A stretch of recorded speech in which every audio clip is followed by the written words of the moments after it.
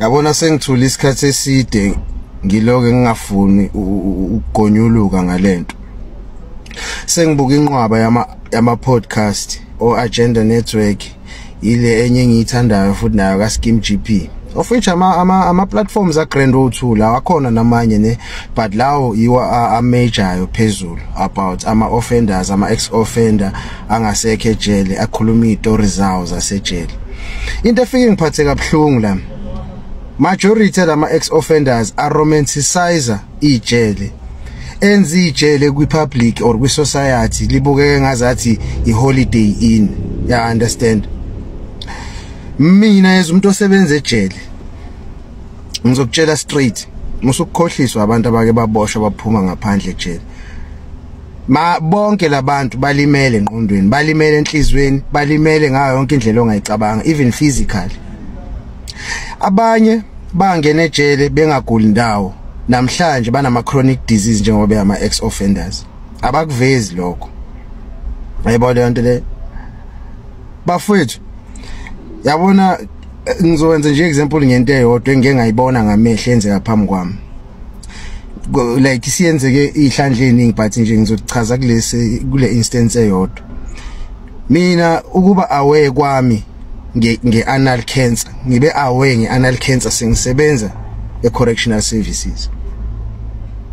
And now uma usebenzisa ingqondo, most likely yini into engakhoza ukuthi umuntu abe ne-anal cancer. Ayibona leyo nto. Lapha engqeni abafowethu baphenduka abafazi. Ya understand? Endakalalo umuntu oyedwa. Enye into kumele uyazi. Ingakho bengeke bavuma ukuthi bake balalwe, bayalazi iqiniso. Akalalwanga umuntu oyedwa. Yayizwa leyo nto le. Emva kwalapho wonke ama objects ongawacabanga ama contraband noma illegal ejele bawafihla khona lapha kwi-anal, kwi-anus. Yabo? Kungaba ifone iyangena lapha kule mbobo. Ngoku like iboshwe zayifaka ifone engqeni ihlala esiswini.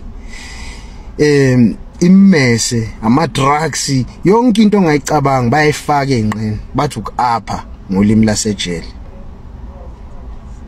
So wonke labantu laba basafike kulama platform abanixoxela ngejele, kungani bengakuvezi ukuthi guys majority yenu ngaphakathi ejele, I would say 90 to 95% wama offenders bayagula and banama illnesses are serious. Ngikhuluma ngento engiyaziyo, ngikhuluma ngento engiyiphila almost every day, umsebenzi wami lo ngikhuluma ngawo. Bahanjiswa yimina nozakwethu kuma clinic nasebhedlela. Ya understand? Ayikho into ekuzothiwa mayenziwa odokotela kuthiwa siqhele, yonke into yenziwa sikhona sibuka. Ayikho offender engangifihlela ukuthi iphethwe yini health wise because idinga mina ukuthi iyosizakala. So musani ukumisleader youth niloke niromanticizer ukuba sejele guys. Akuyona kuphela indaba zomalalana ejele, kuningi okwama factors. Ya understand? Kuningi and okungekho grand.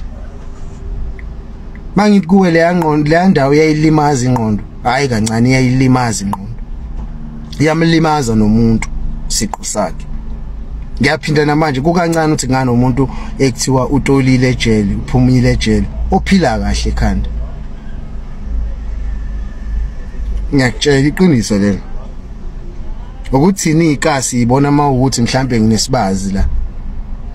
Kunezibazi ezingabonakali ngokwehlo lenyama kodwa ezingapholi futhi ezinkulu okudlula isibazi leso sibona ngamehlo. Majority ama ex offenders abantu abafacane nezinto ezifana nalezo guys. So asiyena ukushuka khotha lento siloke senza ngazathi kwi public there's something nice or something heroic ngokuthi uboshiwe. Yini emnandi ngokuboshwa? Cause ijele livulwa ngo8 ekseni. Ngabo 2:30 to 3 liyakhiwa. Ufana nesilwane esifuyiwe. Ende masenikhiyeliwe senivalelwe nodwa emaseleni ngaphakathi, yila imkhuba egileka khona. Ale ngikhohliswa abantu, imost labafethu abama ex convict abagijima beyophapha kuma podcast bezenza izinto ezazithafa ejele. Siyazi ukuthi nanidayisa ngemzimba ejele. Abanye bembini omahosha ejele. Khuluma iqiniso. abanye benu ukuze nithola indlela yokusurvive ejele benidayisa ngezinqa nimunye amanye amadoda imthondo lapho ukuze nikwazi ukuthi nibe nento ethile niyibekayo etafuleni nani nikwazi ukuhlanganela lezi zinto enidingayo lapha nalapha. Akungathi namhlanje seningaphandle kumele ngabe yinini enibuye isizwe nitshela abantu iqiniso, nitshela abantu the real traumatic experiences enwaface inside of prison ukuze ingane ezincane ezikhulayo zokwazi ukuthi akuyona indawo yokudlalela le. Engikwaziyo yabona ama ex convict afundile lesson ngaphakathi ejele ngeke uwezwe gijima ekhulumana nezinombolo estradini, ngeke uwezwe futhi ehambe phapha eqhambisa ukuthi wona akaboshwa kwasho kwagcina. Awayikhulumi lezo zinto. Yilo muntu obede isikhebereshe sasejele ngaphakathi uzofuna ukuzowenza ijele libukeke ngazathi liyinto enhle ngaphandle. Kuno lapha ngaphakathi ningazodlala guys. Mawukuthi wena uyazazi ukuthi uyinkabi awunasibhamu ozobusiphethe lapha ngaphakathi. Ngisho ukuthi uyazazi ukuthi ulwa kunqamuka izandla namanga bazokubhebha ngibeka kanje straight angifuni nokuyiso ukuyimbathisa bazokudla endudliwa abantu abagulayo ngaphandle kwecondom.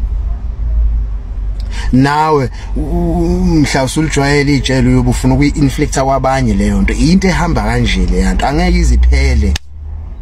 Banamanga mabelo bentshetsha abalalo lapha ejele amanga majority abo mfethu sihlala sibabu yazi fethu uzoshawa amahloni uthi hayibo kahle lona uthini kahle kahle. Siyanazi phela chance akushintshanga fakoli siyanazi yakani ukumisleader isizwe tshelani isizwe kuyiqiniso. There's nothing heroic or there's nothing ongayiglorify ngeprison nyama lapho.